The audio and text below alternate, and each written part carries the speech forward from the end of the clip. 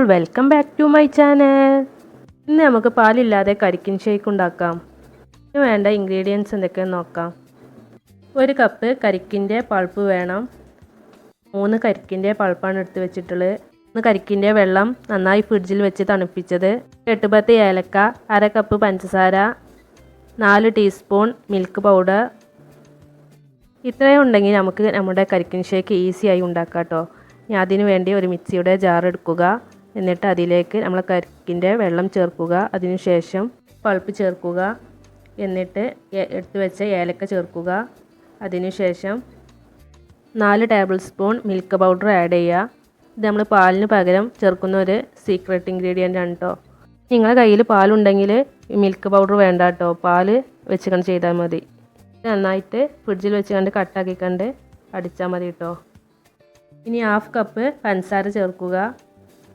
കരിക്കിൻ shake ഉണ്ടാക്കാനുള്ള എല്ലാ ഇൻഗ്രീഡിയൻറ്റും മിക്സിയിൽ ആഡ് ചെയ്ത് കഴിഞ്ഞ് ഇതെല്ലാം കൂടി നന്നായിട്ടൊന്ന് മിക്സിയിൽ അടിച്ചെടുക്കണം കേട്ടോ. ഇതുണ്ടാക്കുമ്പോൾ വെള്ളം തീരെ യൂസ് ചെയ്യരുത് കേട്ടോ, കരിക്കിൻ്റെ വെള്ളം മാത്രമേ എടുക്കാൻ പാടുള്ളൂ. അങ്ങനെ നമ്മളെ ടേസ്റ്റിയായ കരിക്കിൻ ഷേക്ക് ഇവിടെ റെഡി ആയിട്ടുണ്ട്. എല്ലാവരും ഒന്ന് ട്രൈ ചെയ്യണേ, നല്ല ടേസ്റ്റാട്ടോ.